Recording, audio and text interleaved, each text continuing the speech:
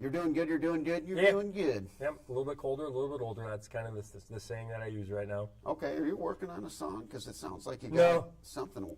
No? No, Okay. no. I'd listen to an album. Maybe a haiku or not I'm not, there's no albums coming from this guy. We'll see. Maybe we'll see about that. I want to pull this back up, and this was the new opening graphic, but I want to pull it up just because it's beautiful. Yeah. This is and I want to thank your team for providing this. This is a super cool image here, courtesy of North Dakota Game and Fish. We got a few different ones to kind of work with now, but I appreciate you guys really juicing it up here. Yeah. It looks great, and it looks very cool behind us as well. Yeah, no, we do. We have a great team out there. I mean, Jackie Wrestler does. You know, people like that can just take what you tell them, and they can turn it into something. Yeah. And then Mike Anderson, when you see the video that we use each week, Mike Anderson is our video news director out of Bismarck, and he provides the video for us. So without them, it's just you and I sitting here talking, which isn't, necessarily a bad thing, but sometimes you need a little salt and pepper to add to the din-din. Yeah. A few years ago, my friend Valerie, we call her Russia. She's second-generation Russian, but that was just like her nickname in college. Yeah. She's an artist, like professional. And What'd she call you?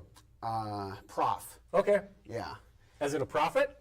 Professor. Okay. It was like an inside joke that really got legs in college. We all called each other, instead of like dude or bro, it was prof. Prof. And so, anyway, I, a few years ago, needed help on a project, and I was like, hey, I need you to turn me and my friend into a slice of butter on a stack of pancakes melting. And then, like, she sent back, and I'm like, that's really good. And some people are able to be like, okay, turn Adam into a slice of butter, done. Yeah. And then they do it. But like, cooking it up, man. Yep. And the beautiful thing about, some of the images and the photography and the video is it doesn't look as cold as it actually is out there. I mean, it's cold. Yeah. There's a reason it's the middle of the day. When you see deer moving around in the middle of the day, it's because they have to, not necessarily because they really want to. So they're looking for some food. They're trying to maybe get out of the wind a little bit, get into some heavier cover, get a little shelter. So, yeah, it is. It's very nice. Yeah, it's just a clean image. So really appreciate that. Yeah. And shout out to the team for helping bring that together. Jackie, Mike, thank you. Jackie, thank you. Mike, thank you.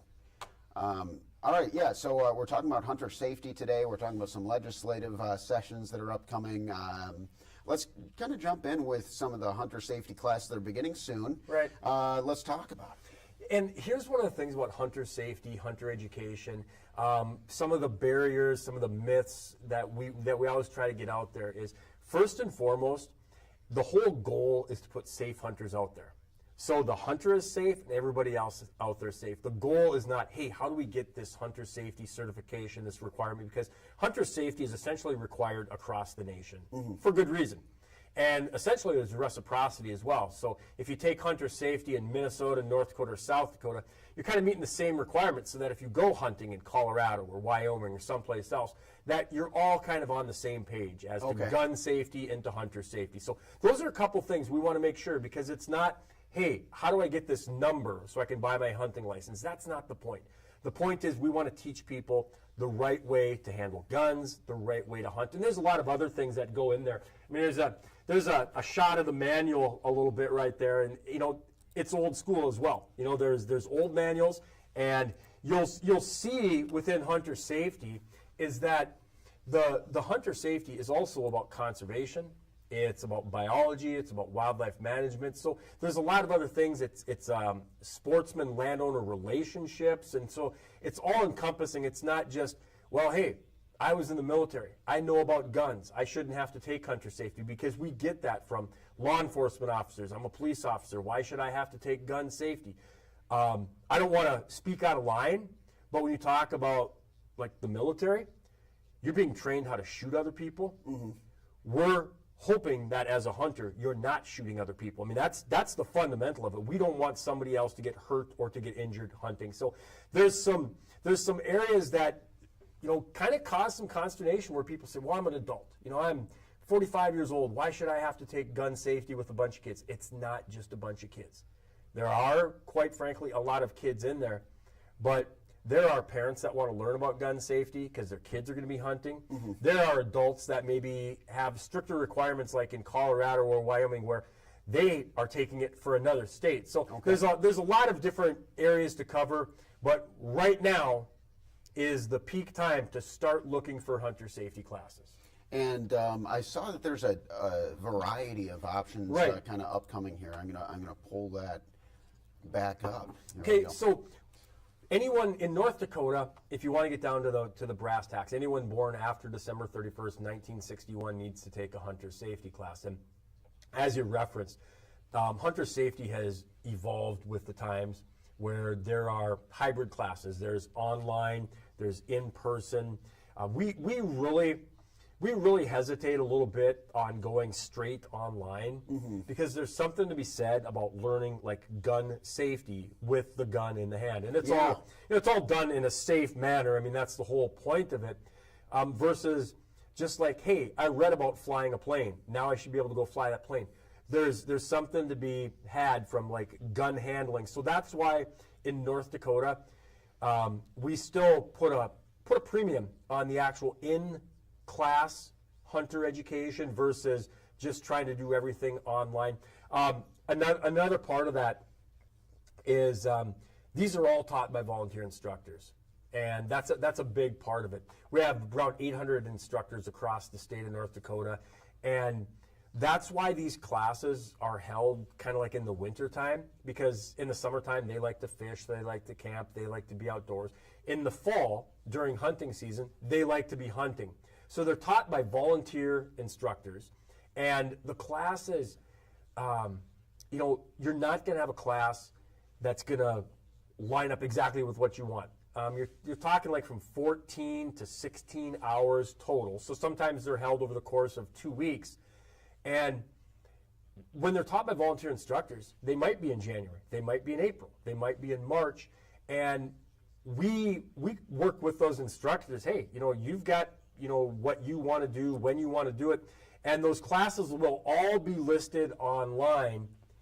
And because they're by volunteer instructors, there might be one class each year that's held in Hope or in Hankinson.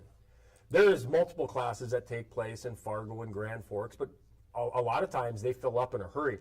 So we do have text alerts, we do have email subscriptions, so you can find out when and where those classes are going to be held and get signed up. So those are some of the classes that are open right now, and they're going to continue. The whole point right now is to make sure that people realize that don't wait until next August to say, I need hunter safety classes. Where are they at? When are they at? There's not that many. Right. Don't wait. Start looking right now. Ask around. Ask some of the hunters that you know. Ask some of the people in your community. And if you need to, give our Bismarck office a call, and they can help you understand the process. The best thing that we can do is tell people that these classes are taught by volunteers. You can sign up for text alerts and for email subscriptions to find out when and where the classes are going to be held. We'd also say, if they don't line up with you, and I don't want to be too forceful on it, when they say, well, we've got basketball practice on Monday nights and Tuesday nights. We've got we know there's a lot of different activities that take place, and it might be drama, it might be FFA, it might be work. Hunter safety is something you take once in your life. It's 14 to 16 hours. You take it once in your life. And you may have to prioritize and say, hey, if you want to go hunting next fall, because we get kids that love football and love basketball and they love to hunt. And they might have to say, I'm going to take hunter safety this spring, and I might be missing some baseball practices or some track practices. You only have to take the course and pass it once in your life. And the practices, the games, the activities, we have people that wish there was a class, in their community every other week that would just fit within their schedule, that they wouldn't have to drive. Sometimes people are willing to drive 60, 70 miles to go to a class, and we appreciate that because they're willing to travel for AAU practice 90 miles, right? Four times a week. Go all the way to the cities for stuff like that. that. Exactly. So when people get frustrated, man, we can't find a class, it's not going to line up with our schedule. We don't have a lot of sympathy because most of the time what we hear is, well, they've got this practice and this activity. We're like, I know, but hunter safety, if you want to take it, needs to become a priority as well. Sure. I want to take a look at some Yeah. of these, and I just got a few questions about this. So, Crosby, Velva, Cathay, am I saying that Yeah, right? Cathay. So these are the classes that are open right now. Okay. And there's there's one home study, Yeah. rugby. Right. And then everything else is regular, pretty simple, pretty straightforward. It is. How many open seats? Yep. So this is something you are going to have to travel for if you're in the Fargo area. Just kind Well, of. they'll be coming. See, and the thing is, there's going to be classes added. So we're in early okay, January. okay. So there's going to be classes in Fargo and Grand Forks and Wahpeton and some of the smaller towns around. So we're getting the word out right now that Okay. what you need to do is to subscribe. And there it says, continue to monitor the site for future course offerings. Yeah. I was testing you and you passed the Yeah. test, Doug. And that's the biggest part of it. Okay. Is, if you or your child or your neighbor are going to want to take hunter safe, if they want to hunt this coming fall, then now is the time to start being really, really vigilant and searching and watching and looking. Yeah. When that class gets offered, you might just have to say, And it might sign be up. one of those things like if there's one in, let's just say like Horace or Yeah. West Fargo, Right. where like a lot of people nearby and people from Kindred, people from Fargo, people from, Moorhead? Yeah. Moorhead? Yep. Yeah, and then they all are like, hey, hop on that one in Horace. Yep. It might fill up in 10 minutes. oh yeah, absolutely. Yep. Okay. Right. And again, and if you do get disappointed and you do get frustrated by it, remember we said these are taught by volunteer instructors. If you want to become a volunteer instructor, we'll put you through the training. You don't have to be Daniel Boone to be a hunter safety instructor. We need people to help other kids read the tests. We need people to register them the first night. We need people to help them, administer the testing. So there's something for everyone, and that goes a long ways to when people want to have more classes offered more times and if you want one in your neighborhood, well, then become a hunter safety instructor. that's a if good you point. want one to take place the third week in March, then become a hunter safety instructor. And we'd love to have more people do that because it's it's also, we hear from the hunter ed instructors that it's really fulfilling because they're passing on a legacy of hunting. It's like becoming a little league coach. Okay. You want your kids to be able to play little league baseball, to play football. Then sometimes even if dad wasn't third team honorable mention all city, he might have to step up and become a coach. Yeah. Well, let's look at some of the video, and I do want to point out that before we started talking about this, you made a point to say it's not just for kids. It happens to be a lot of kids, Right. and it happens to be a lot of kids in this video. Yeah, and I appreciate you pointing that out. You're seeing the kids, but it is a mixture of young people. It's a mixture of moms and dads and adults and people that just want to learn about gun safety. So it is for everyone. And also realize that once you get there, you're all in it together. You can have activities and opportunities where you're playing mixed with sons and dads playing baseball and softball together, and think of that. It's the same thing when you get into hunting. There's a lot of times a dad and a son. Well, think of that when you're in hunter safety, is that you're talking about generations. You're all coming together because you all want to learn about being safe outdoors. I mean, like right here, it looks like this is a diagram that's showing like what. So you've got a diagram with like 3 hunters, Yeah. and you got 1 bird, and you're showing like your safe shooting zones within Yeah. that. Yeah. Okay. Yeah, I'm just going to let this kind of play out here. So, but yeah, that's seems like it's part of the kinda program cool. where it's right. So again, it's not just about being safe handling the gun. It's once you're out in the field and when you're loading your gun and making sure that we can take you through from kids that maybe have never showing had. how the gun works. Yep. Pops up. Yeah. Pop. Yeah, actually, absolutely. And these are classes where the whole practicality is you have kids that maybe have never held a gun before, and you're going to do it through the proper mentorship and learn from that guy holding the gun there is a former game warden, Pat Lospike, and so we we have volunteers and Game and Fish at times can help out with different aspects of it as well. And again, mention that too. If your community if you're living in a town that doesn't have hunter safety classes, if you're living in Tower City or Grandin and you want to have another class, call Game and Fish, and we'd love to be able to help get you set up to teach a hunter safety class. Very good. And so it looks like the hunter safety season, if you will, is opening up. But is this something that does kind of go all year? I know you said that you don't necessarily want to wait till August, but are there going to be classes in August? There might be a few here and there. The majority of the classes are going to be held between like January and May, kind of in that last semester of school. Well, it also makes sense, like you said, gives the people who are going to be passionate enough to teach those classes, they're going to be out in the field. So this is the off season.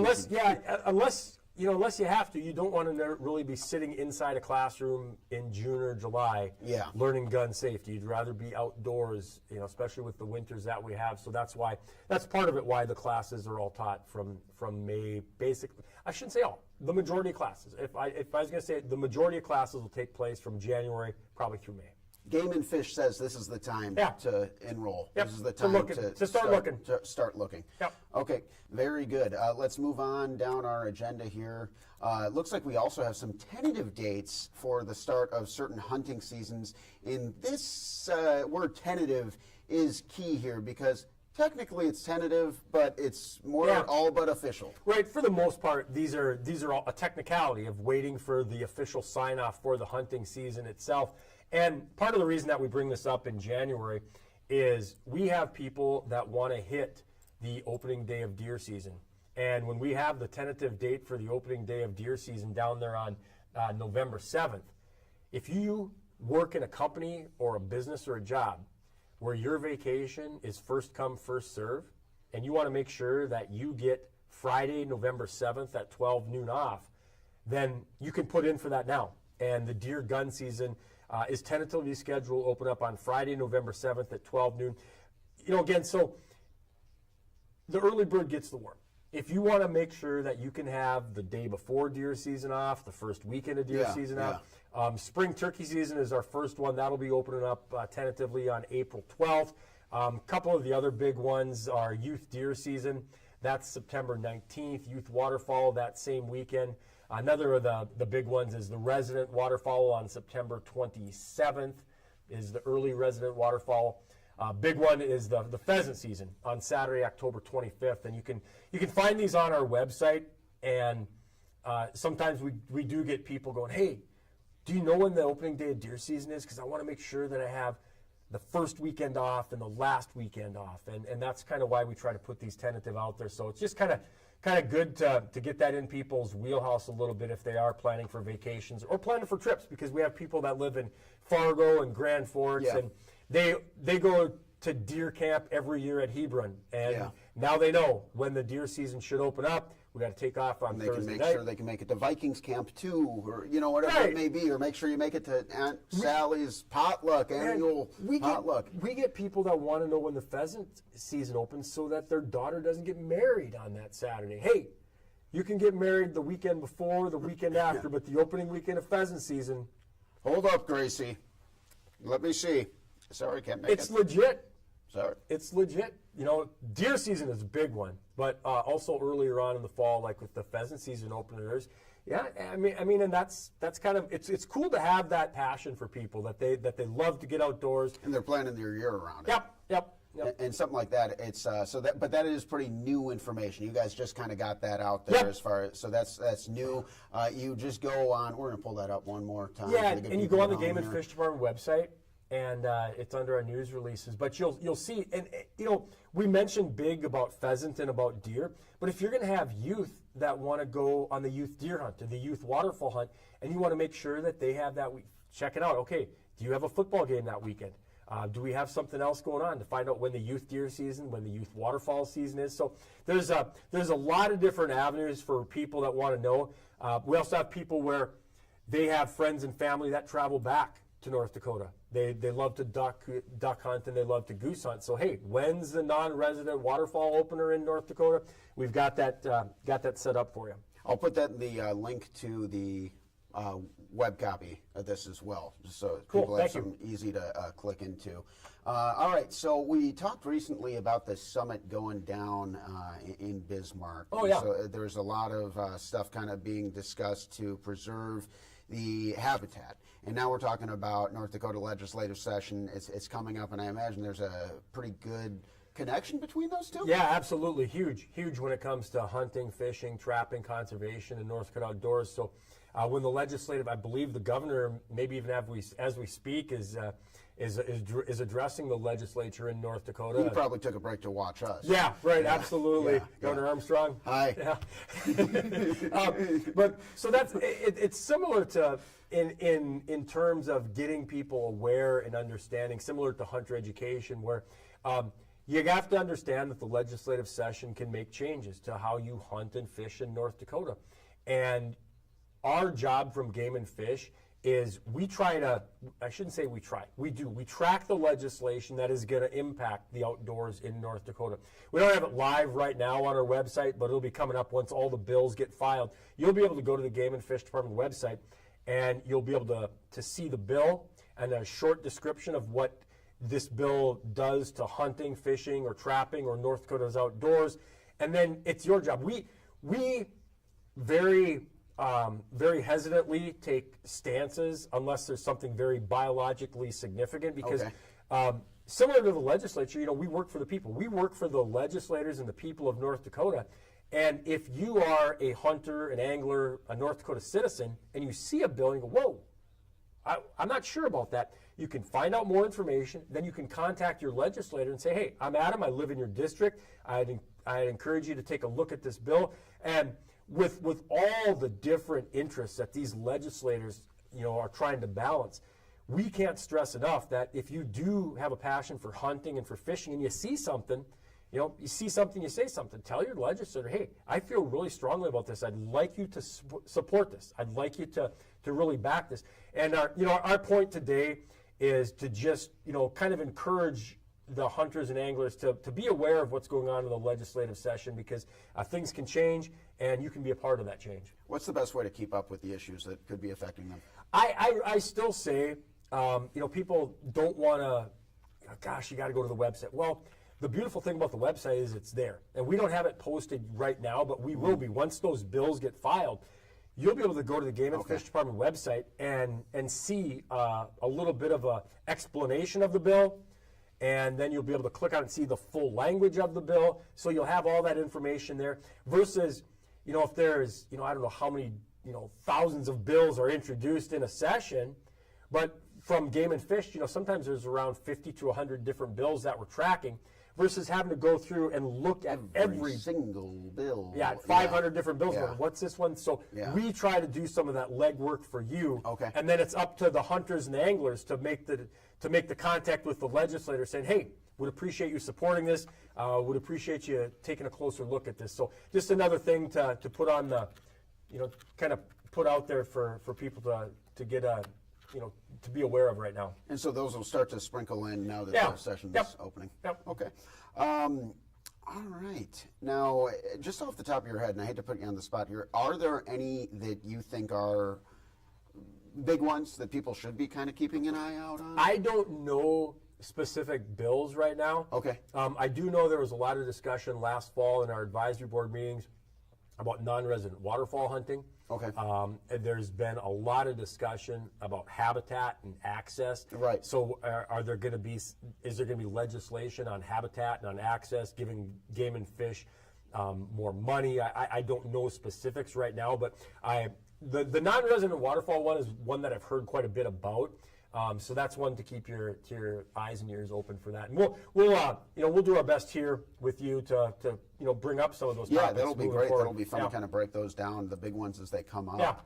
Yeah. Well, Doug, my friend, my buddy, my companion, I feel like, is there anything else to touch on today? Man, the ice is getting better. It's been nice and cold, but So cold. But don't let that make you just say, just go. because that's not the case.